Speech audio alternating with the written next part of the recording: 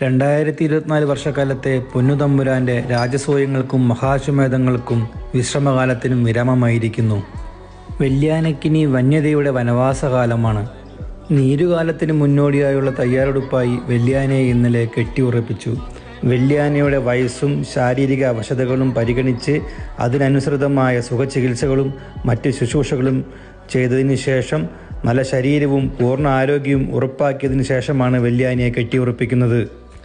എത്ര വലിയ പ്രതിസന്ധി ഘട്ടങ്ങളിലും വെള്ളിയാനയുടെ ആരോഗ്യകാര്യങ്ങൾക്ക് പ്രഥമ പരിഗണന നൽകി വളരെ ജാഗ്രതയോടെ കൈകാര്യം ചെയ്യുന്ന പേരാതൃക്കോവ്, തെച്ചിക്കോട്ടൂർ, പൂതൃക്കോവ് ദേവസ്വം ഭരണസമിതിയുടെ പ്രവർത്തനങ്ങൾ വളരെ ശ്ലാഘനീയം തന്നെയാണ്.